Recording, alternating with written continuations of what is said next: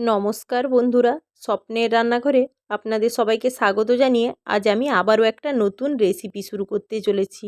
আজ আমি তৈরি করছি মাংস দিয়ে বাঁধাকপির কষা। এই রান্নাটা অসম্ভব সুন্দর স্বাদের তৈরি হয়। এই রান্নার জন্য আমি একটুও তেল ব্যবহার করব না। রান্নার জন্য এবার গ্যাস অন করে একটা কড়াই বসিয়ে দিলাম। কড়াইটা গরম হয়ে গেলে এবার বাঁধাকপি আর আলু, অল্প পরিমাণ লবণ আর হলুদ দিয়ে বেশ কিছুক্ষণ নাড়াচাড়া করে নিয়ে ঢাকা দিয়ে দিব। গ্যাসের ফ্লেমটা মিডিয়ামে রেখেছি। মাঝে মাঝে ঢাকা খুলে নাড়াচাড়া করে দিব। এইভাবে নাড়াচাড়া করে দিলে বাঁধাকপি থেকে যে জল বেরোবে সেই জলেই বাঁধাকপি আলু খুব ভালোভাবে সেদ্ধ হয়ে যাবে। বাঁধাকপি জলটা শুকিয়ে এসেছে। এবার আমি এই বাঁধাকপিটাকে ঢেলে নেব। ঢেলে নেওয়ার পরে কড়াইতে এবার মাংসের পিসগুলো দিয়ে দিলাম। কিছুটা পরিমাণ মাংসও দিয়েছি আর চর্বিও দিয়েছি। এবার পেঁয়াজ কুচি, টমেটো কুচি, রসুন বাটা, আদা বাটা, হলুদ গুঁড়ো, লঙ্কার গুঁড়ো, পরিমাণ মতো লবণ আর গোটা কয়েক তেজপাতা সব কিছু দিয়ে দিলাম।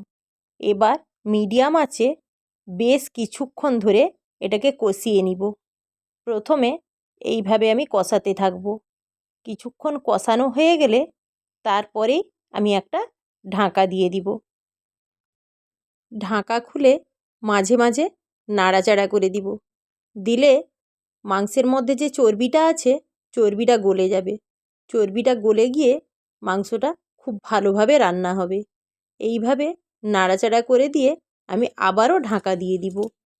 বেশ কিছুক্ষণ আঁচ কমিয়ে এইভাবে ঢাকা দিয়ে বসিয়ে রেখেছিলাম। চর্বিটা খুব সুন্দরভাবে গলে গেছে আর মাংসটাও রান্না প্রায় অনেকটাই হয়ে এসেছে। নাড়াচাড়া করে দেওয়ার পরে এবার আমি বাঁধাকপিটা দিয়ে দিলাম। বাঁধাকপিটা দেওয়ার পরে আঁচটা এবার বাড়িয়ে দিব।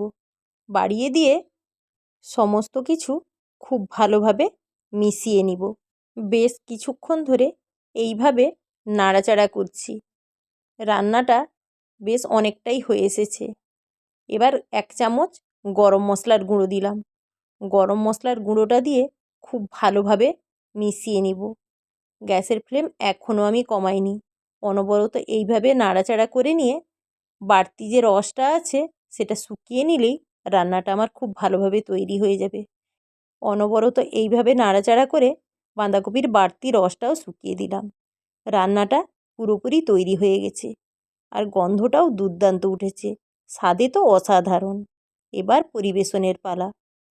আমার এই রান্নার ভিডিওটা আপনাদের যদি ভালো লেগে থাকে আপনারা অবশ্যই লাইক, কমেন্ট, শেয়ার করবেন আর নিত্য নতুন রান্নার ভিডিও পেতে আমার চ্যানেলটিকে অবশ্যই সাবস্ক্রাইব করবেন।